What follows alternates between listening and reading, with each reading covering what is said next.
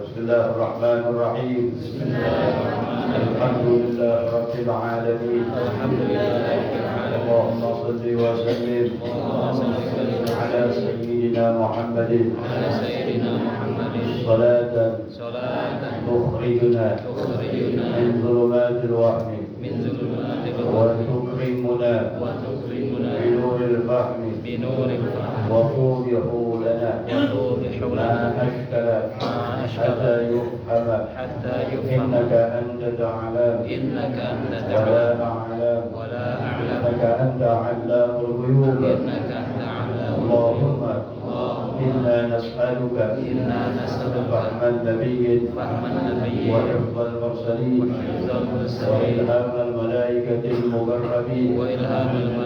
اللهم أغننا بالعلم وزينا بالحلم وأكرمنا بالتقوى وجملنا بالعافية يا أرحم الراحمين. وصلى الله على سيدنا محمد وعلى آله وصحبه وسلم.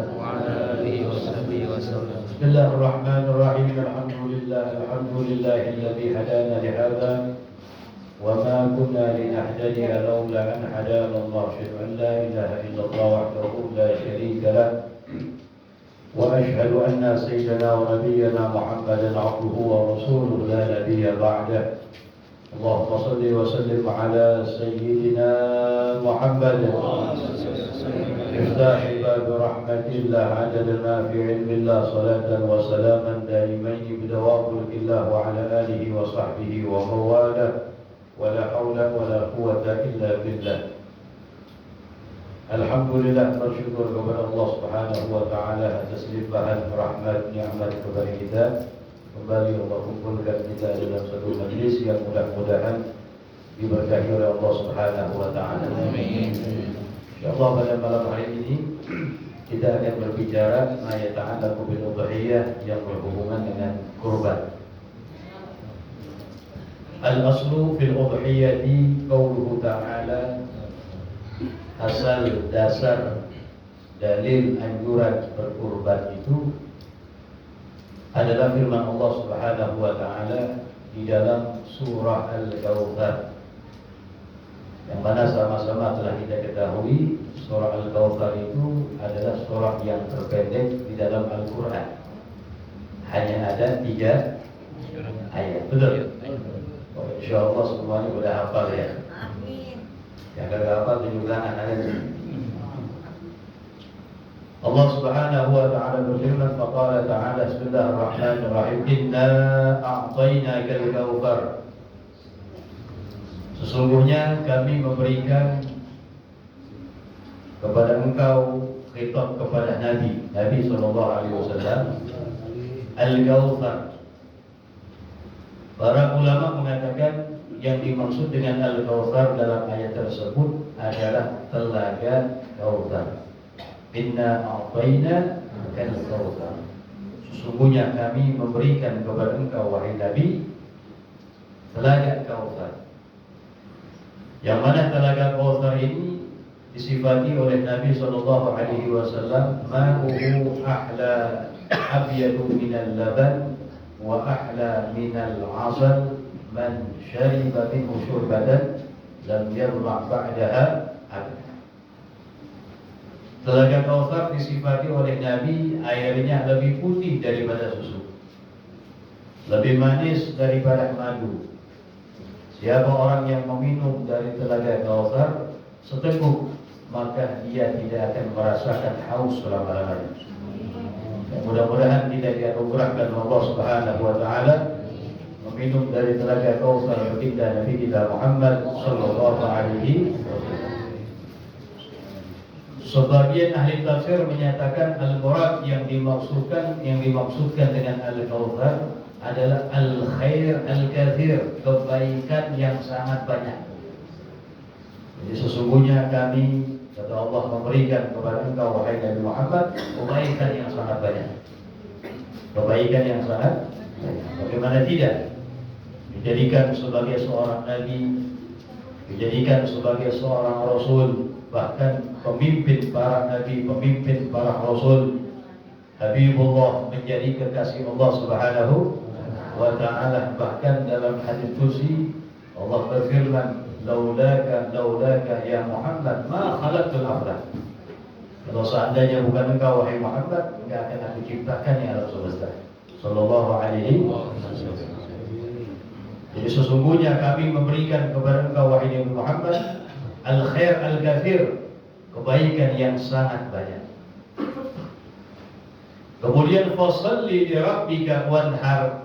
Fasalli li rabbika ay salli salatal 'id li rabbika. Wanhar ay wanharil udhiyah. Fasalli li rabbika, maka salatlah engkau wahai Nabi. Nah, para ulama mengatakan yang dimaksud dengan salat binaan ala ashharil aqwal anna al-murad bis salati salatul 'id. Yang dimaksud dengan salat dalam ayat tersebut adalah salat Aidil Adha.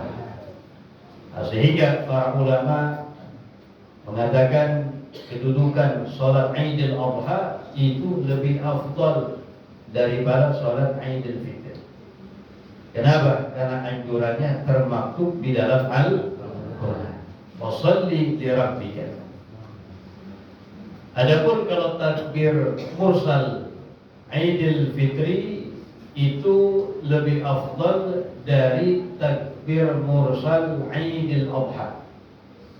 Jadi takbir mursal Aidil Fitri, mursal atau mutlak, itu lebih afdal daripada takbir mursal Aidil Adha. Kenapa? Karena takbir mursal Aidil Fitri juga anjurannya termaktub dalam Al-Quran. Dalam surah Al-Baqarah, Waqala ta'ala walitukmilul iddata walitukabbirullaha ala ma hadakum wa la'allakum tashkurun. Takbir dalam ayat tersebut ulama mengatakan takbir pada malam Aidil Fitri, yang dikatakan takbir mutlak atau takbir mursal. Arti mursal mutlak tidak terikat dengan sesuatu. Jadi disunahkan bagi kita untuk mengumandangkan takbir dimanapun kita berada. Jadi mulai masuknya kapan? Takbir mursal itu min ghurubi syamsi, dari tenggelam matahari malam Id, malam takbiran. Maghrib masuk udah mulai disunahkan dikumandangkan takbir. Sampai kapan? Ilal ihram, sampai ila ihramil imam. Li salatil Id, sampai takbiratul ihramnya imam untuk mengerjakan sholat Id. Jadi yang besok tuh. Nah, ini namanya takbir apa? Mursal namanya, atau mutlak. Artinya apa? Tidak terikat dengan sesuatu. Sunnah dikumandangkan takbir dimanapun, selagi tempatnya tempat yang muhtaram, bukan mustaqdar, bukan tempat yang menjijikan. Di kamar mandi nggak boleh. Jadi tempat yang muhtaram ya, rumah, baik di rumah, di masjid atau di mushola, di jalanan, jalan kaki atau berkendara, bahkan fil aswaq, di pasar-pasar, sunnah untuk dikumandangkan takbir. Ya, jadi mulainya kapan? Dari tenggelam matahari malam Id sampai imam takbiratul ihram salat Id. Nah, ini takbir mursal Aidil Fitri lebih afdal dari takbir mursal Aidil Adha. Lalu ada bagian yang kedua namanya takbir mughayyad. Dan takbir mughayyad hanya ada pada Aidil Adha saja. Cuma kedudukan takbir mughayyad lebih afdal daripada takbir mursal. Kenapa? Karena takbir mughayyad itu ya mendapatkan kemuliaan li syarafihi, dengan kemuliaannya sunnah dikumandangkan ba'da salawat, setelah mengerjakan salat. Namanya mughayyad, terikat. Ya tagayyadu ba'da salawat, terikat, sunnah dikumandangkan setelah mengerjakan salat. Mulai kapan tuh takbir mughayyad itu? Mulai masuknya tanggal 9 Dzulhijjah ba'da salat subuh. Tanggal berapa? 9 Dzulhijjah. Hari apa itu namanya? Hari Arafah. Jadi subuhnya itu tanggal 9 Dzulhijjah habis sholat subuh sunnah didahulukan takbir setelah salam baru membaca wirid yang biasa kita baca. Beda dengan takbir mursal. Kalau takbir mursal ulama mengatakan didahulukan yang namanya apa? Wirid dulu baru kumandangkan takbir. Tapi kalau takbir muqayyad secara khusus, ya takbir muqayyad secara khusus, nah ini dikumandangkan apa? Setelah salam mubasyaratan, sunnahnya seperti didahulukan sebelum membaca zikir yang biasa kita baca. Jadi mulainya kapan? Dari tanggal 9 Dzulhijjah ba'da sholati as-subuh. Ini pada hari Arafah. Sampai kapan takbir muqayyad? Panjang bro. Sampai akhir hari tasyrik. Ba'da sholatil asar, setelah sholat asar tanggal 13 Dzulhijjah. Tanggal 13 Dzulhijjah habis sholat asar itu takbir yang terakhir. Namanya takbir muqayyad. Terikat. Disunnahkan dikumandangkan setelah mengerjakan sholat. Sholat apa aja? Fardhan kanat au naflah. Baik sholat wajib maupun sholat sunnah. Adaan au qadaan. Baik sholatnya adaan maupun qadaan. Walau sholat jenazah, walaupun sholat jenazah sekalipun. Misalnya di hari tasyrik ada jenazahnya. Ada apa? Ada jenazah di hari tasyrik. Habis sholat jenazah sunnah takbir. Sunnah dikumandangkan takbir. Namanya takbir muqayyad. Dan tanggal 9 tadi dinamakan hari apa? Arafah. Pasang niat yang baik. Ada niatan ingin menjalankan puasa pada hari Arafah. Karena fadilahnya besar. Nabi SAW pernah ditanya tentang fadilah puasa pada hari Arafah. Nabi mengatakan dapat menggugurkan dosa 2 tahun gitu tadi. Setahun yang lalu dan setahun yang akan datang. Ini hebat. Dan bahkan hari Arafah nusiba bi nabiyina Muhammad yaumul muhammadiyun. Dikatakan yaumul muhammadiyun, hari yang dinisbahkan kepada Nabi kita Muhammad sallallahu alaihi wasallam. Jadi pasang niat yang baik pengen puasa pada hari Arafah. Jadi menggugurkan dosa setahun yang lalu, setahun yang akan datang. Kalau setahun yang lalu mah jelas ya, udah pernah kita lakuin dosanya. Pertanyaannya setahun yang akan datang belum dikerjain. Di sini ulama mengatakan bisyarah, kabar gembira bagi yang puasa pada hari Arafah. Yang pertama, kabar gembiranya umurnya dipanjangin sama Allah. Yang kedua, ya minimal sampai tahun depan. Minimal sampai tahun depan. Yang kedua dikatakan apa? Apabila orang tersebut tergelincir akan kemaksiatan, menjadi orang yang segera ditakdir sama Allah bertobat. Namanya kita manusia, ya kadang-kadang tergelincir akan kemaksiatan. Sebab dia puasa pada hari Arafah, ditakdir sama Allah menjadi orang yang segera bertobat kepada Allah Subhanahu, sehingga dosa-dosanya diampuni sama Allah. Begitu. Kemudian fasalli li rabbika wanhar. Wanhar wanharil udhiyah, sembelihlah hewan kurban. Nah, ini khitab kepada Nabi. Dan nanti akan dijelaskan bahwasanya hukum berkurban fi haqqin Nabi, khusus bagi Nabi, wajibatun adalah wajib khusus bagi Nabi. Kalau bagi kita umat Nabi Muhammad, hukumnya sunnah muakkadah atau sunnah aid likulli fardin minal afrad, bagi setiap orang yang mampu untuk berkurban. Wasalli li rabbika wanhar inna syani'aka huwal abtar. Kemarin dibahas belum ya? Kurban. Bukan ya? Kurban ya? Itu tempat lain berarti ya? Kirain sama. Kalau udah dibahas tahsilul hasil namanya dia. Itu udah paham semua insyaallah ya. Tidak perlu dibahas lagi. Kalau pulang setiap tahun nggak apa-apa, ditabaruk untuk mengambil karena hayatul ilim bil mudzakarah, hidupnya ilmu diulang-ulang. Jangan bilang tahun kemarin udah dibahas perasaannya, masih ingat tidak? Kalau masih ingat, alhamdulillah kan begitu. Ya, karena hidupnya ilmu butuh pengulangan. ketemu lagi. Hayatul ilm bil mubadarah, hidupnya ilmu diulang-ulang.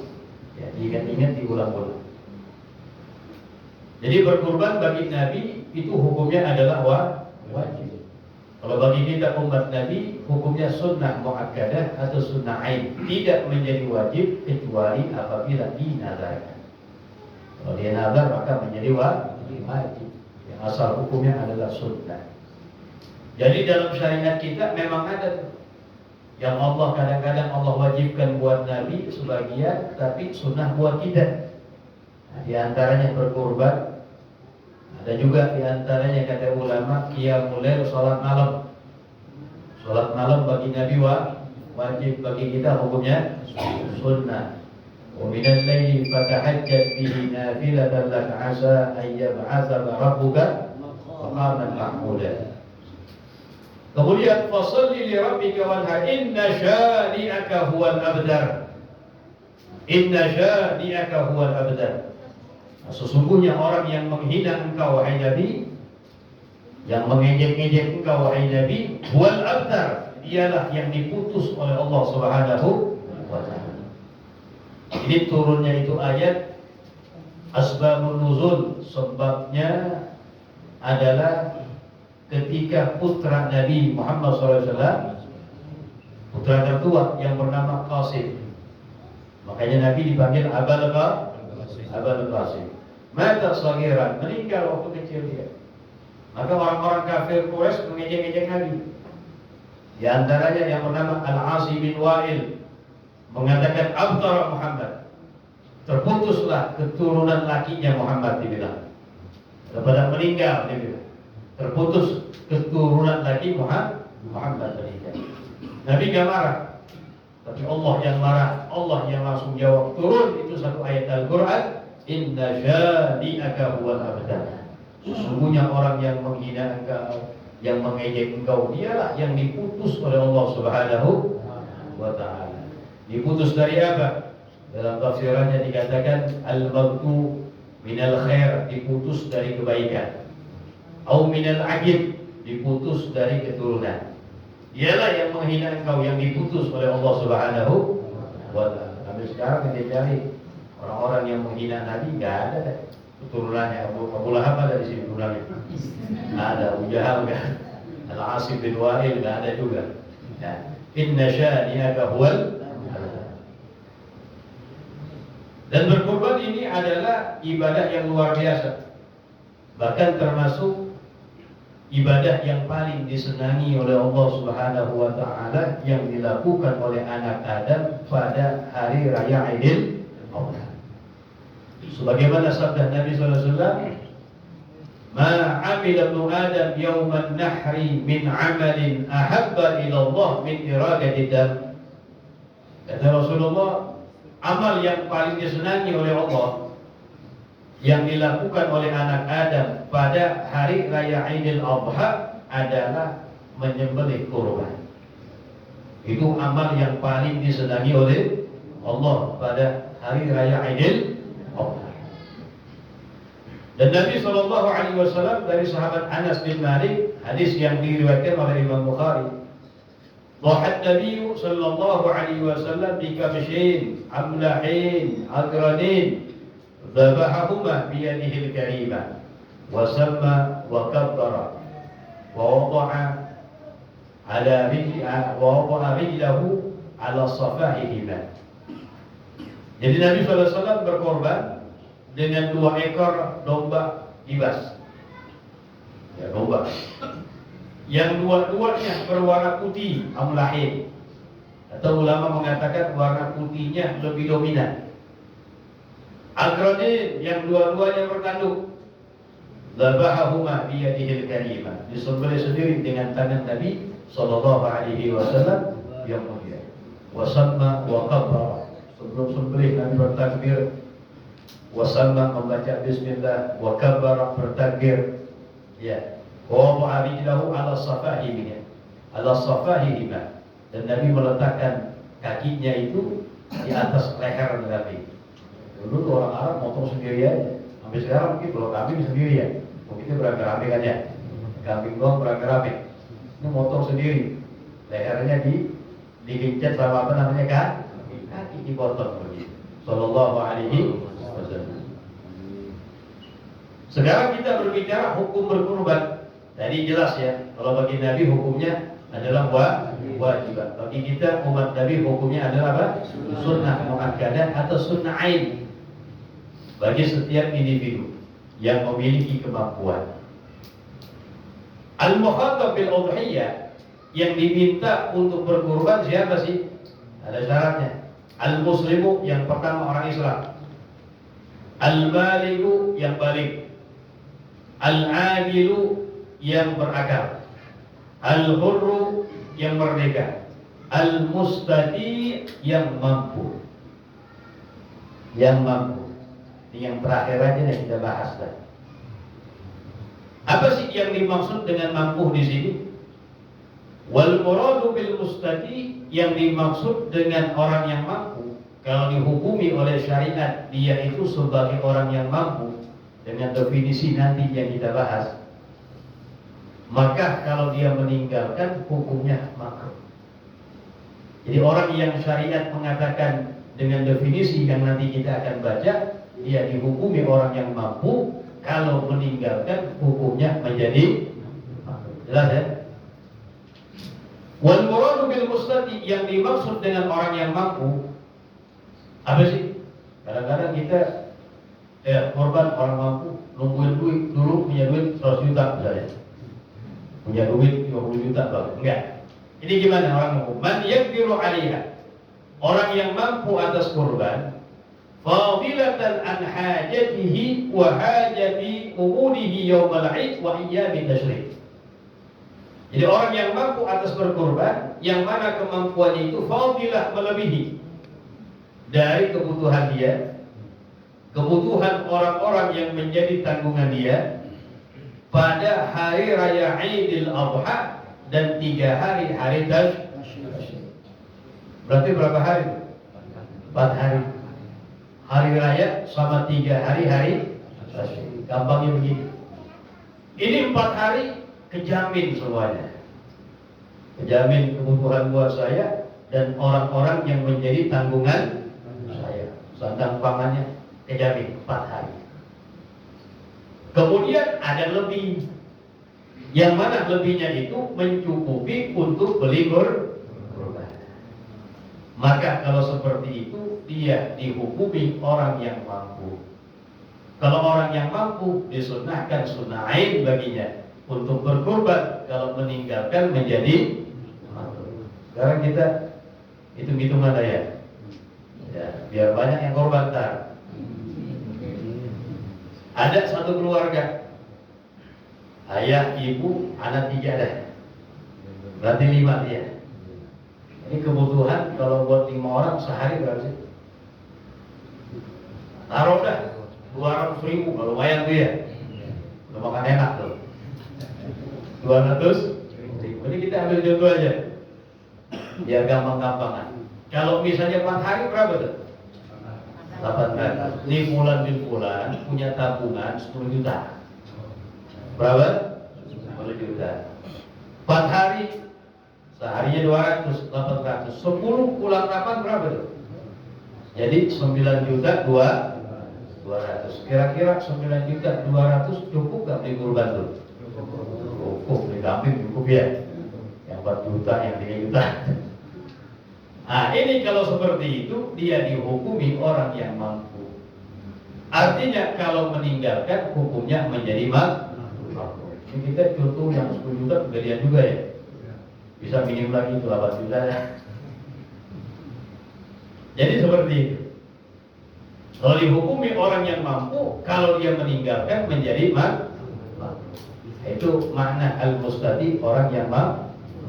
Kadang-kadang kita mikir begini, iya sekarang kan buat bulan depan ya, buat bulan depan gimana? Nah, disinilah kurang yakinnya kita akan syariat, kurang yakinnya kita akan janji Allah, janji Nabi Shallallahu Alaihi Wasallam. Dan Allah sudah bilang, faqala ta'ala, wa ma anfaqtum min khairin fahuwa yukhlifu.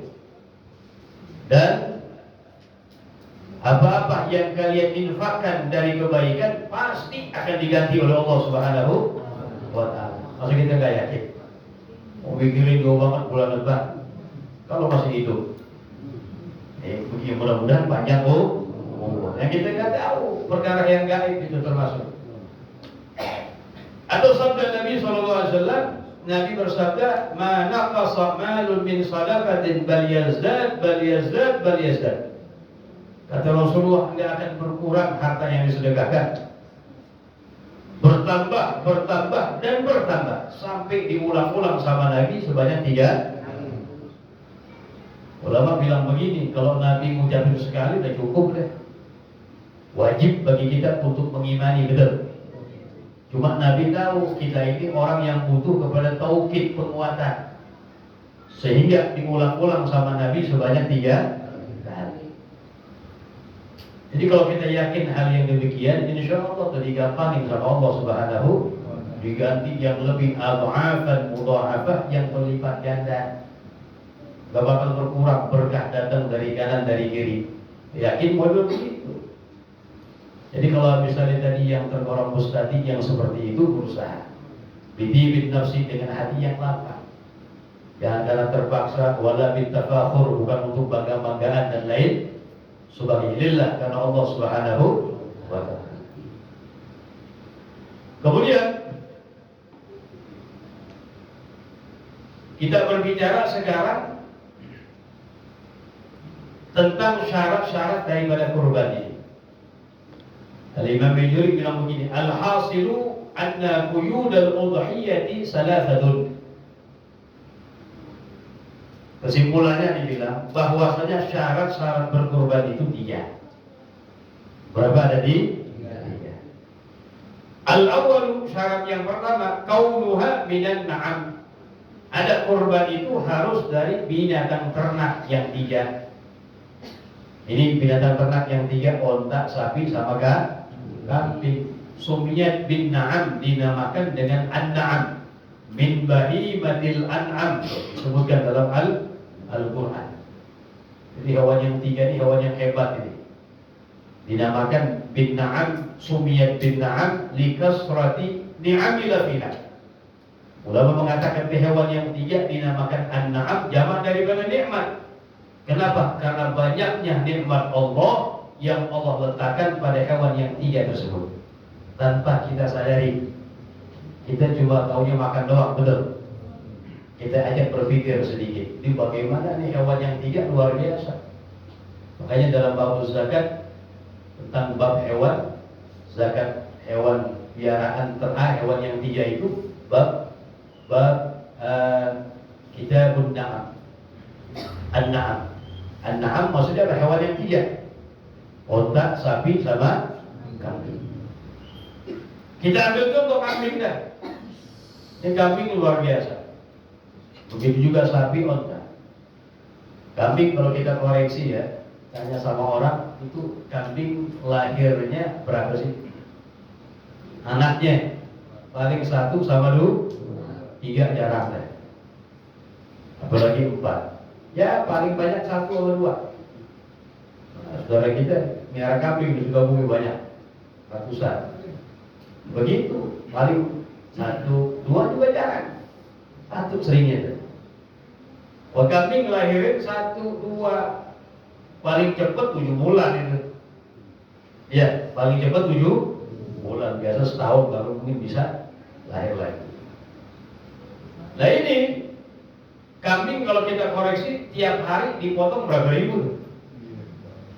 Ya nggak usah jauh-jauh, yang udah tabek aja deh. Ya, di pasar-pasar kambing itu ya dipotong tiap hari berapa? Ini kan sate kan di mana-mana, betul. Tanya, ada sate kambing ya? Ada. Ya Madura ada juga sini ya, sate kambing. Belum restorannya. Tiap hari dipotong ribuan. Belum kalau datang Idul Adha, puluhan ribu dipotong nih kambing. Dan kambing termasuk hewan yang jarang kita lihat, betul. Seperti ayam mah kelilingan, di mana aja ketemu itu. Dalam ketemu ayam. Banyak di mana-mana. Tapi kalau kambing ya jarang, mungkin ada di daerah-daerah. Paling orang biara 10, 100, 200. miara ribuan banyak termasuk.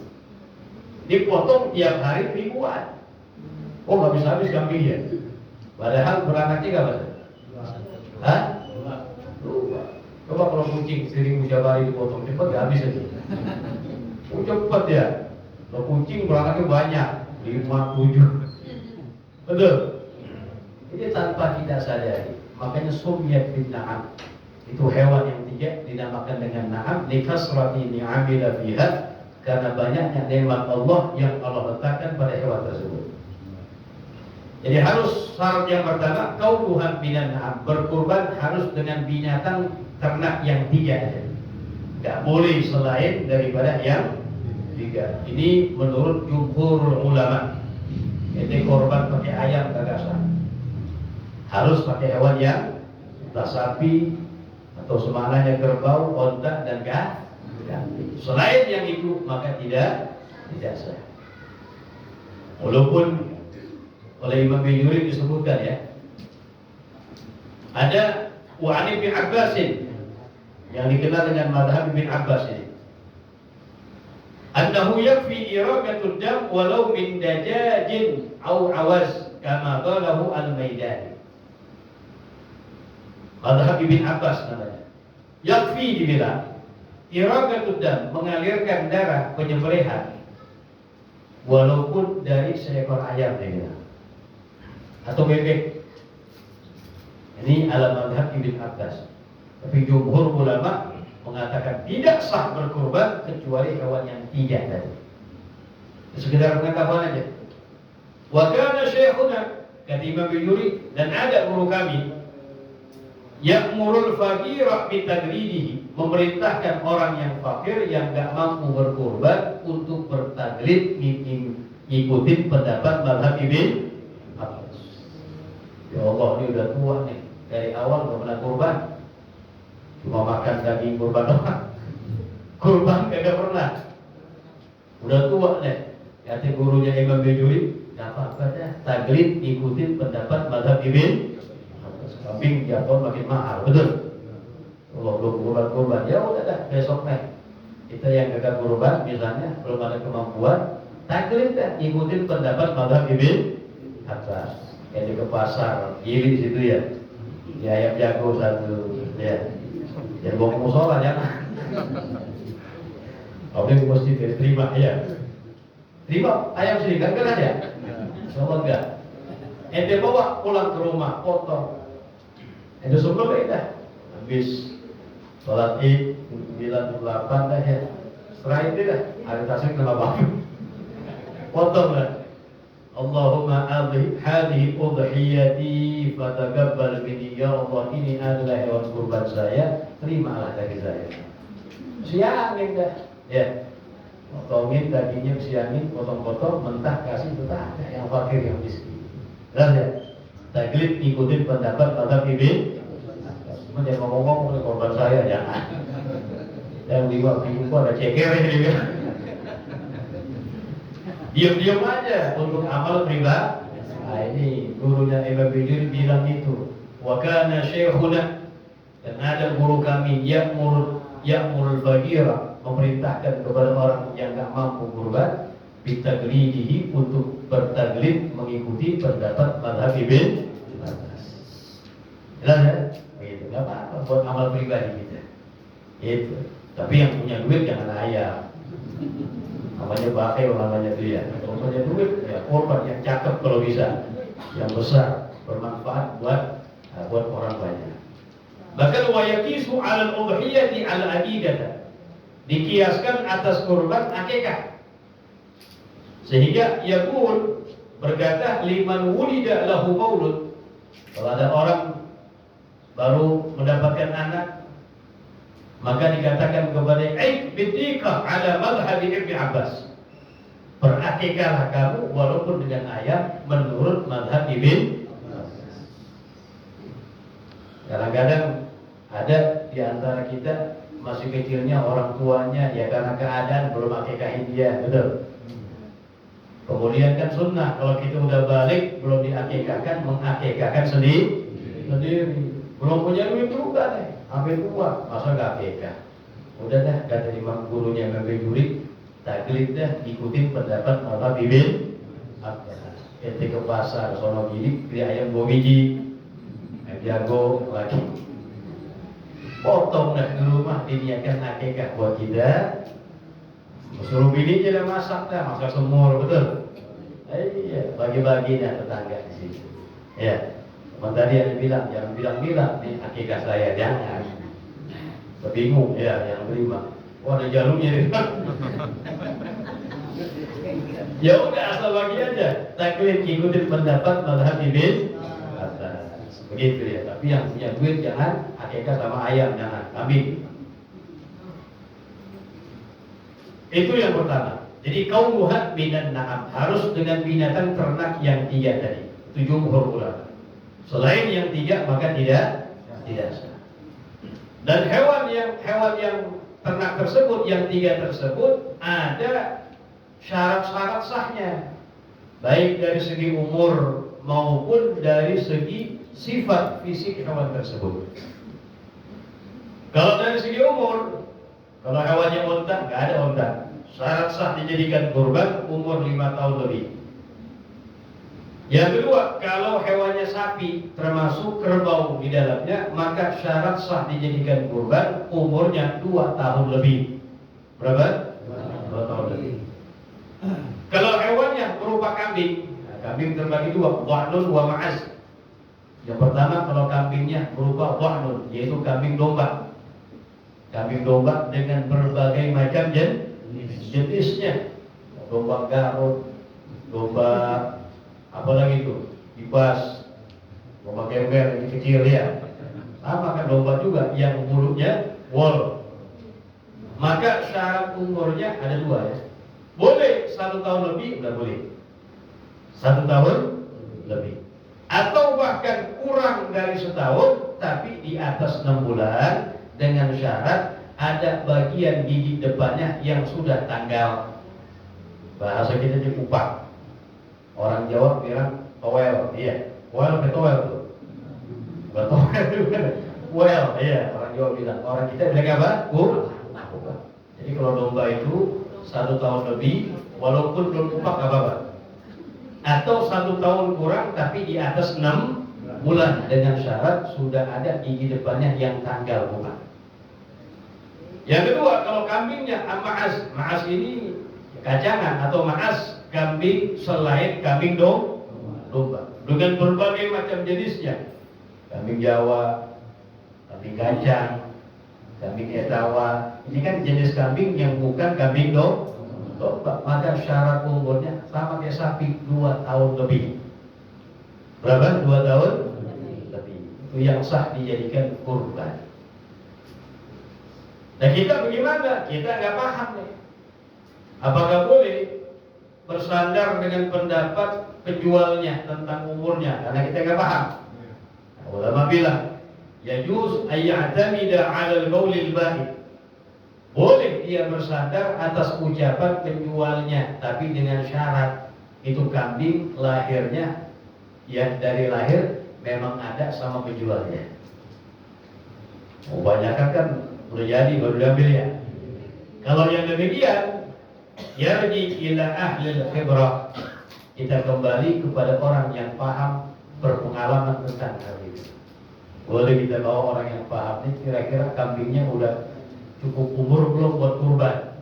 Oh yang pengalaman bilang, oh udah sah nih. Boleh kita bersandar dengan ucapan di jelas ya. Kemudian kita berbicara dari segi sifat, karena ada beberapa sifat atau aib pada hewan yang tidak sah dijadikan kurban. Di antaranya al-jarba, wa in kana jarabuha yasiran. Al-jarba ini hewan yang gadas kurang, yang merengek bahasa gitu nih. Gatal-gatal selangkangannya. Ya, kan ada yang begitu ya. Nah ini walau kana wa in kana jarabuha yasiran, meskipun sedikit logat sah dijadikan kurban. Kenapa? Karena ada bagian yang bisa dimakan hilang di situ, rusak di situ, nggak bisa dimanfaatkan. Jadi cari yang bagus. Yang kedua, yang kagak sah al-aura, al-zahir auruha, wa in baqiyatil hadaqa, wa bil aula al-amya. Al-aura, hewan yang matanya rusak picek. Lebih-lebih yang matanya tidak melihat. Yang matanya picek aja nggak sah. Walaupun bola matanya masih ada, tetap nggak sah. Apalagi yang kagak melihat. Nah, ini nggak sah dijadikan kurban. Yang ketiga kata Nabi, al-arja, al-zahir arjuha. Yang nggak sah dijadikan kurban, yang pincang kakinya. Lebih-lebih yang kakinya patah. Itu nggak sah dijadikan kurban. Bahkan dikatakan walau kana husulul arji laha inda ibjaiha lidhahiyyati. Walaupun terjadinya itu patah pincang pada kakinya ketika akan disembelih, bisa babit tirabiha, sebab dia berontak. Nah, ini hati-hati panitia nih. Panitia hati-hati, bantingnya jangan kencang-kencang. Apalagi yang dindikin jangan keberatan ya. Ini kalau terjadi patah, hukumnya nggak sah dijadikan kurban.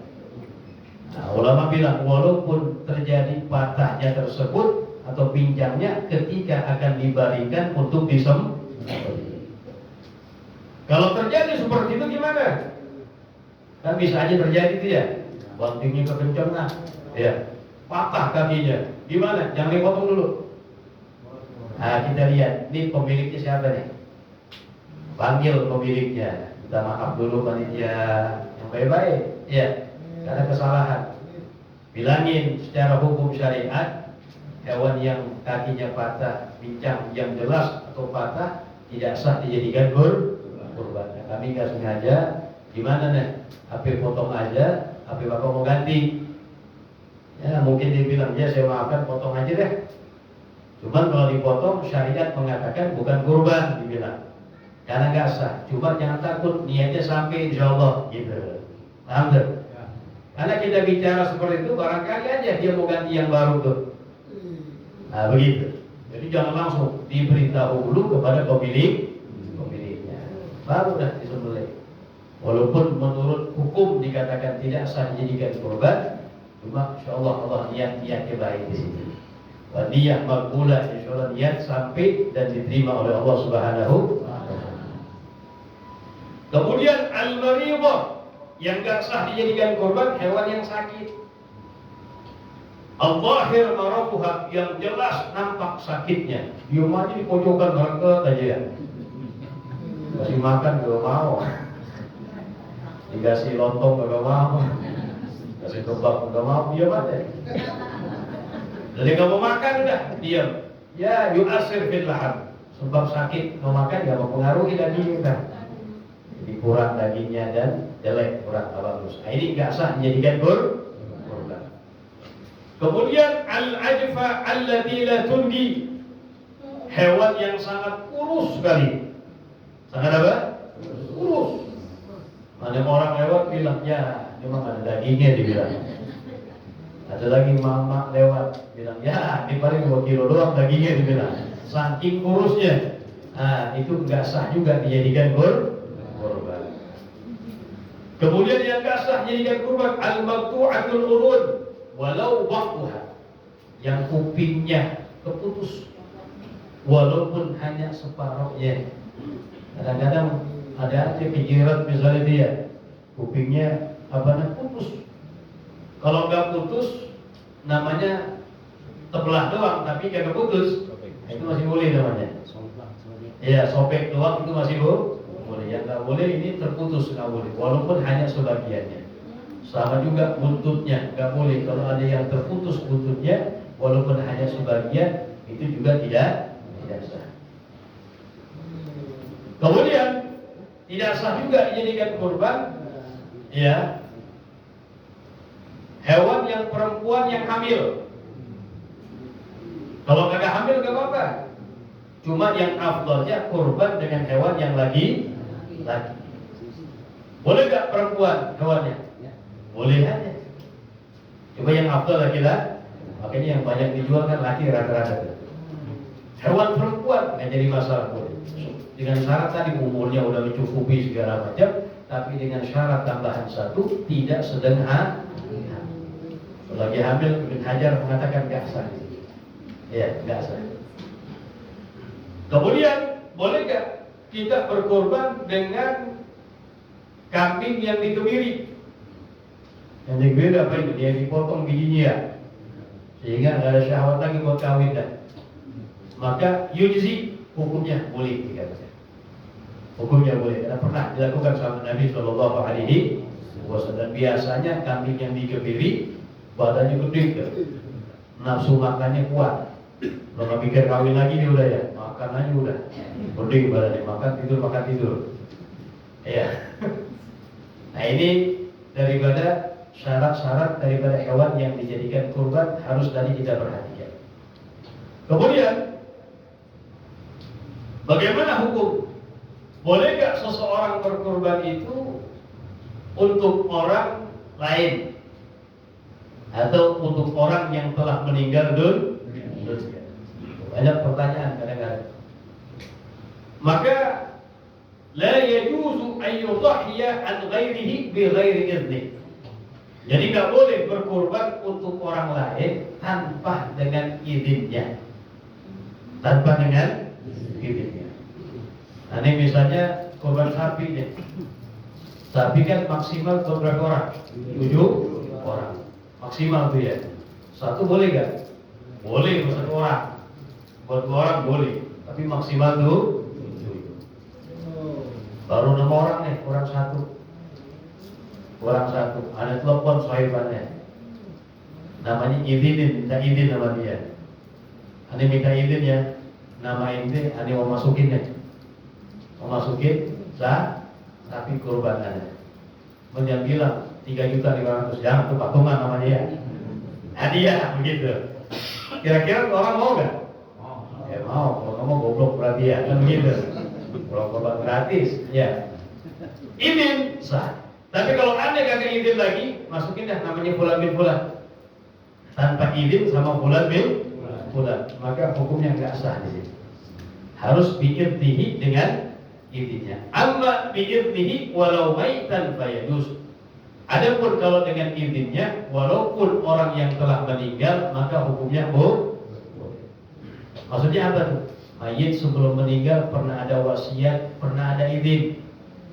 Ntar kalau ada orang yang mau korbanin berbuah, saya izinin, saya bolehin, atau ada wasiat kayak begitu, jelas. Nanti boleh dah orang berkorban atas nama dia, ya, yang sudah meninggal dunia. Ini kita berbicara ada madhab Imam Asy-Syafi'i, pendapat yang terkuat dan mu'tamad. Jadi harus dengan izinnya. Kalau mayit ya ada wasiat sebelum dia mati atau pernah mengizinkan. Cuma kebanyakan kita kan kagak tahu nih, bapak gue ngizinin kagak. Ada wasiat tapi kan? Menurut ini pendapat yang terkuat dalam mazhab kita, ya jangan, karena nggak sah. Nah, bagaimana caranya? Udah al-isyraku fil thawab, menyertakan mereka dalam mendapatkan pahala. Ya udah, kurbannya buat saya. Saya yang hidup kurban saya. Saya niatkan, ya Allah, pahalanya saya kirimkan juga buat orang tua saya fulan bin fulan, buat keluarga saya semuanya. Hukumnya boleh dan sah dikatakan. Jaza boleh wa hasala thawab lil jami', dan semuanya dapat pahala. Bahkan sepakat tuh ulama Syafi'iyah sepakat. Jadi mengirimkan pahala kurban untuk si mayit ini sepakat. Hukumnya boleh. Dan mayit mendapatkan pahala. Adapun mengirimkan kepada orang yang hidup pahala kurban kita, ini ada perbedaan pendapat ulama Syafi'iyah. Seperti Imam Romli, Imam Al-Khatib Syarbini, dan selain keduanya mengatakan hukumnya boleh. Baik dikirimkan kepada orang yang masih hidup maupun orang yang telah meninggal dunia. Ini kurban kambing satu deh, atau sama ada satu kambing, karena satu kambing buat 1 orang. Cuma ada niatin, ya Allah nih pahalanya juga ada niatkan buat anak, buat fulan bin fulan, buat keluarga anak, buat orang tua anak. Banyak disebutin beliau. Ini contoh doang. Hukumnya gimana? Jaza, hukumnya boleh. Wa hasala thawab lil jami', semuanya dapat pahala. Enak gak begitu tadi? Kita baca nasnya. Qala al-Khatib Asy-Syarbini wa Ramli, Muhammad Ramli wa ghairuhuma, dan selain keduanya. Lau asyraka ghairahu, apabila seorang menyertakan orang lain fi sawabi udhiyatihi, di dalam pahala korbannya dia. Kan qala, seperti dia mengatakan, anni, pahalanya buat saya nih, korban saya. Wa an fulan, ya Allah kirimkan juga pahalanya buat fulan. Wa an ahli baiti, dan untuk keluarga saya semuanya. Apa hukumnya? Jaza, boleh. Wa hasala thawab bil jami', dan semuanya dapat pahala. Enak gak begitu? Enak. Jadi kita kalau korban begitu aja, udah satu korban buat kita, diniatin pahalanya buat sekampung misalnya, ya. Kebanyakan kamu ya.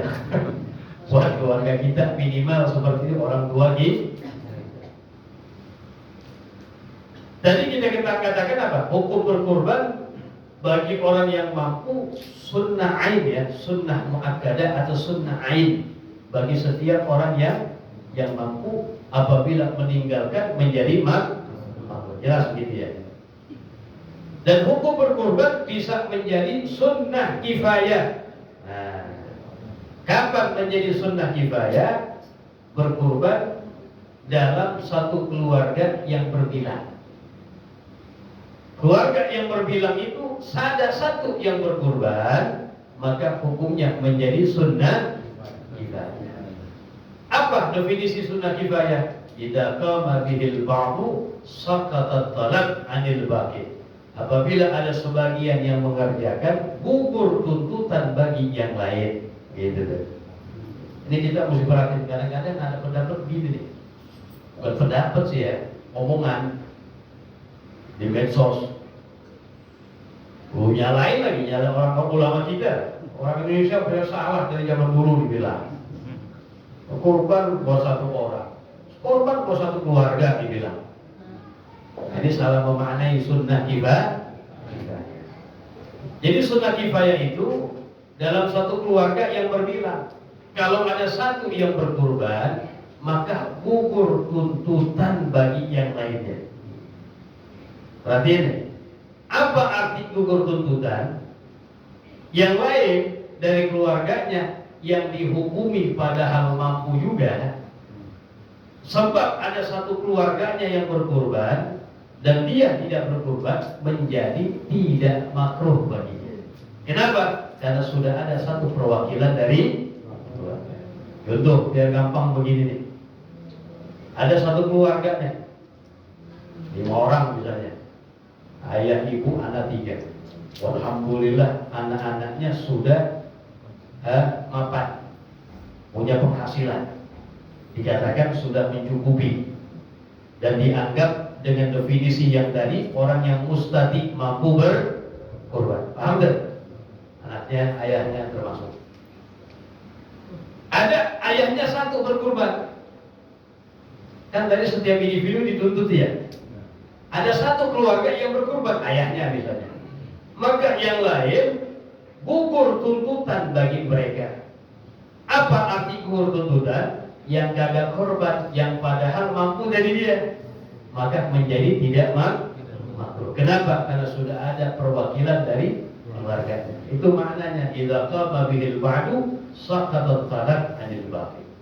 Yang lebih afdal, setiap individu berkorban yang mampu. Itu yang lebih afdal. Makanya sunnah kifayah itu ada 7 ya. Dikit aja lagi tambahan dikit. Ada 7. Disebutkan dalam nawamat dan syair, adhanun wa tashmitun wa fi'lun bimayyitin idza kana manduban walil akli basmalah. Yang kelima, wa udhiyatun min ahli baitin ta'addadu wa bad'us salami wal iqamatu faqidah. Jadi sunnah kifayah itu ada 7. Ingat, arti sunnah kifayah apabila ada sebagian yang mengerjakan, gugur tuntutan bagi yang lain. Di antaranya azan. Ini masjid, musola, masuk waktu sholat, sunnah ada yang adzan, sunnah kifayah tuh. Kalau sudah ada satu yang adzan, gugur tuntutan bagi yang lain. Paham gak? Kalau nggak ada yang adzan, langsung sholat aja semuanya, makruh semuanya tuh. Tapi gara-gara ada satu yang adzan, gugur tuntutan bagi yang lain.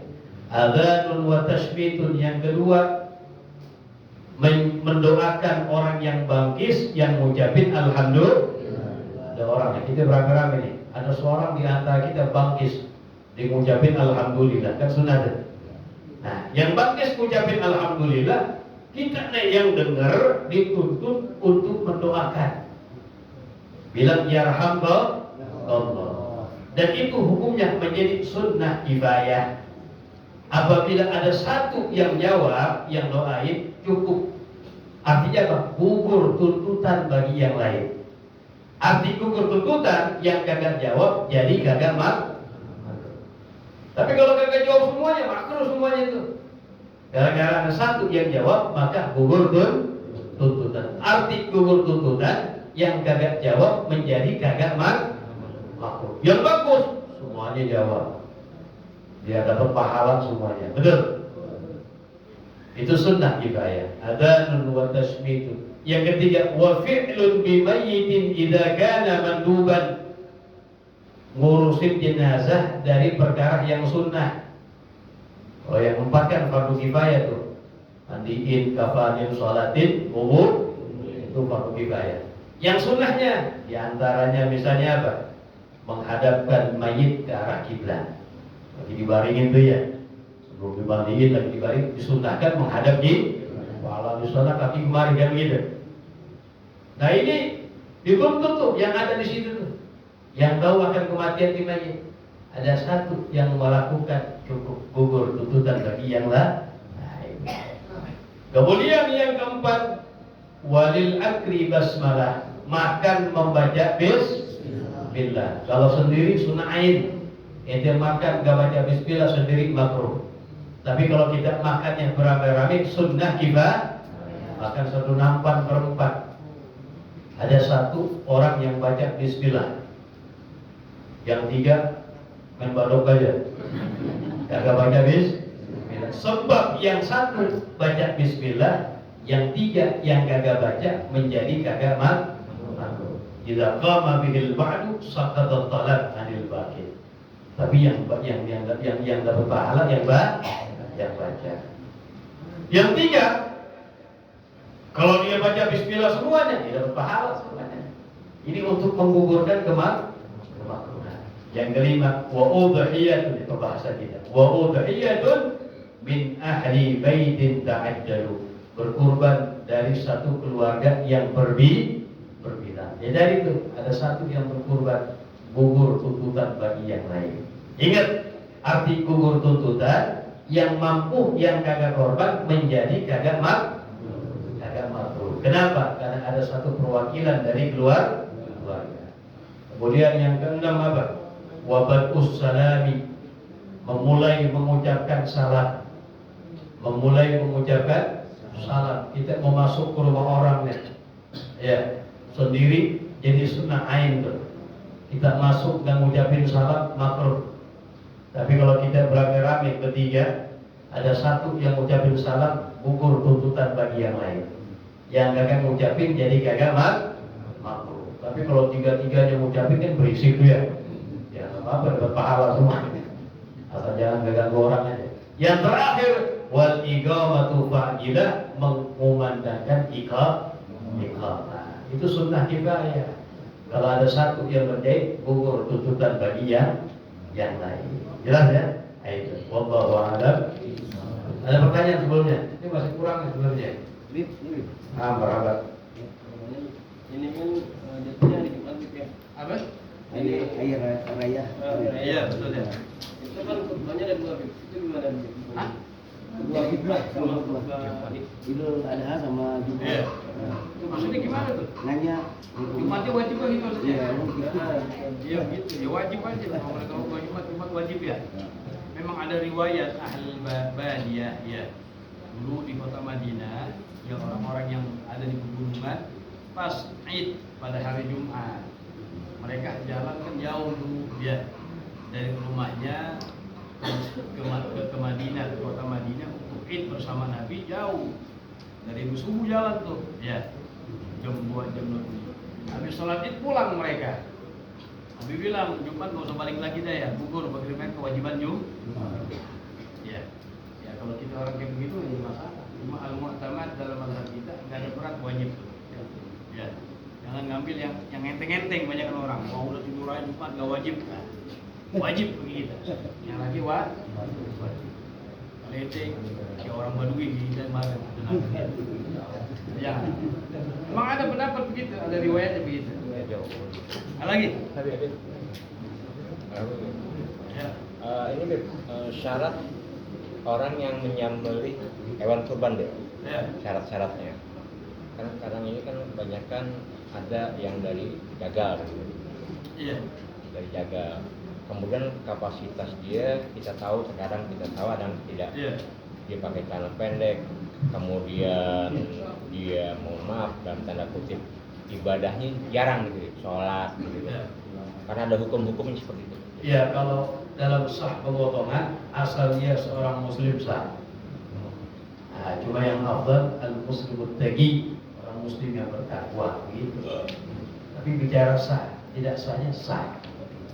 Mau dia orang seler mulu ya. Ya misalnya badan kogel jadi memotong korban ya, misal. Bicara sah sah. Ya, syaratnya apa? Yang penting yang motong itu adalah orang Islam. Cuma min nahiyatil afdaliyah, dari segi keutamaan tadi yang bertakwa orang cari. Ya, yang istiqomah yang begitu. Ya, yang sembarangan karena ibadah, kurban ibadah. Lagi. Nah, ada hadis kan mandala khairul tubib ya. Iya. Barang siapa yang mengajak pada kebaikan, dia Datang ini. Iya, jadi terus panitia luasa ini mereka dapat pahala yang orang kerjakan kan, orang patungan kolektif itu apa enggak sih? Iya, kalau berkurban maksudnya. Iya. Karena kan dia mengajak itu. Iya, pahala besar ya. Pahala. Jangan ngembak daging aja tadi ya. Sesuai dengan bagiannya. Gak apa-apa lebih banyak dia karena tugas di situ ya. Nah, ya, tapi dengan normal seperti itu karena ada jadul amanah. Adalah tangan amanah. Tentu ya dapat pahala ini. Karena berjuang untuk masalah orang lain. Kalau ada panitia kan susah bermakan lagi, benar? Apa berarti tidak mengurangi sedikit pun pahalanya itu gitu. Maksudnya kenapa? Pahala yang berkurbannya itu tidak sedikit Oh, lain itu urusan. Ya, itu ta'awun 'alal birr, tolong menolong dalam kebaikan. Dapat pahala. Beda dengan pahala kurban ya. Yang berkurban beda. Makanya wujuhul khair katsira. Jalan-jalan menuju kebaikan itu banyak ya caranya. Ya. Jadi kita bantu ini luar biasa. Niat bantu apa namanya? Untuk kemaslahatan masyarakat, bukan niatnya untuk yang niat jelek ya. Niatnya mau ngambil apaan, jangan ya. Asal niat yang baik. Nah, ini bagus. Termasuk ta'awun 'alal birr, tolong menolong dalam kebaikan. Ada lagi? Kalau seseorang mampu buat kurban, Iya. tapi dia belum berakikah, itu afdaliyahnya yang mana? Mana yang didahulukan, akikah atau kurban? Lihat momennya. Kalau momen sekarang, momennya kurban dulu sekarang. Ya. Kalau ntar bulan Dzulhijjah Muharram, akikah di situ ya. Momennya aja. Ya. Terus Ada lagi? untuk daging, bisa kan ada yang nitipin buat akikah ke panitia kurban, itu dagingnya katanya nggak boleh dicampur. Ya nggak jadi masalah. Oh misalnya ada orang yang sekaligus akikah gitu ya. Iya. Nah, waktu kurban tapi dia akikah. Nah, ini akikah sama kurban dari syarat-syarat hewannya sama. Cuma ada perbedaan sedikit ya.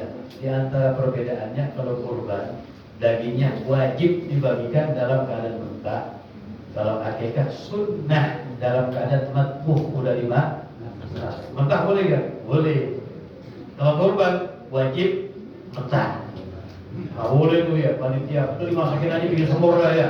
Dari sate Harus pagi-pagi bagi-bagiin kampung. nggak boleh. Wajib tamlik, memberikan kepemilikan kepada orang dalam keadaan nayyi mentah. Kalau akikah sunnah dalam keadaan matbuh. Jadi nggak apa-apa dicampur menjadi masalah. Ya. Ada lagi. Nah, Itu juga tanggapan mengenai misalnya kita panitia korban. ya, Kita mengajak orang berkorban karena ada dua alasan. ya, Yang pertama, saya udah berkorban tahun kemarin, Iya. mau istirahat, kalau dia mampu, korban aja deh. ya, Terus yang kedua, bila kita minta untuk korban, dan alasan saya korbannya di kampung. ya. Menurut kami gimana? Ya, jadi kurban itu ibadah yang dianjurkan setiap tahun. Ya, kalau tadi itu dia 4 hari tadi dikatakan mustahil, ya udah orang yang dianjurkan berkurban kalau meninggalkan menjadi makruh. Ya, jadi bukan seperti akikah. Kalau akikah cukup walau marrah, walau sekali cukup. Bahkan la tu'ad, akikah nggak ada yang diulang. Tapi kalau kurban mutakar setiap datang Idul Adha, yang 4 hari dia dikatakan mampu, sunnah baginya kurban. Meninggalkan makruh baginya. Ya tahun jadi itu kurbannya. Bukan bilang, wah ini udah kurban tahun kemarin ya, baju bot misalnya ya. Nah, enggak, setiap tahun, setiap datang Idul Adha dia dikatakan orang yang mampu apa enggak dengan definisi yang tadi. Kalau mampu disunnahkan baginya kurban. Kemudian boleh nggak berkurban di tempat lain, nggak jadi masalah. Kalau masih belum dipotong nggak jadi masalah. Bahkan kadang-kadang di daerah lebih membutuhkan. Kita ambil contoh di daerah tempat Abah Ana di Sukabumi di sana, Satret, ya itu yang korban diarak. Mau kambing di masjid cuma 2 biji doang, yang 2 biji banyak banget. Itu betul kenyataan itu. Ya, jarang di kampung yang kita situ jarang sekali. Makanya kalau korban kita bisa aja udah. Sekarang, ya. Nah, tujuannya apa? Biar lebih girah mereka. Nah, tapi kalau dagingnya, tapi kalau misalnya dagingnya, ya dagingnya, ini perbedaan pendapat ulama. Naglu lahbil udhiyah, memindah daging kurban. Ada kampung udah disembelih, masih tempat-tempat lain dan ini perbedaan pendapat ulama di sini. Ada yang mengatakan boleh, ada yang mengatakan tidak boleh. Tapi kalau misalnya masih hidup ya, belum dia bawain, mana mau kurban musola, jadi masalah. Ya, walaupun yang lebih afdal baginya di tempat di mana dia berada. Kenapa? Karena orang yang tahu tentang keadaan kita, ya orang sekitar kita. Nah, gitu ya. Biar kagak ada tuhmah, salah paham di sini.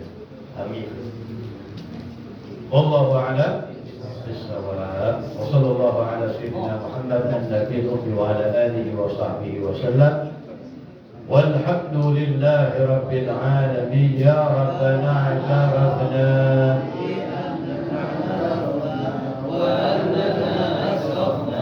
على لظى أشرفنا فتوب علينا توبة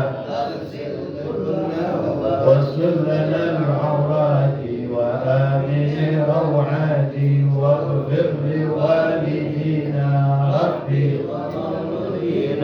والأهل والأخوان وسائر الخلان وكل ذي محبة أو صحبة والمسلمين أجمعين يا ربي فضلا وجودا منا لا باكتساب منا بالمصطفى لحظة بكل سور صلى وسلم عليه عند العبد وآله وصحبه والحمد لله في البدء والثناء صلى الله عليه وسلم محمد نبي الأمي وعلى آله وصحبه وسلم والعفو منكم. السلام عليكم ورحمة الله وبركاته.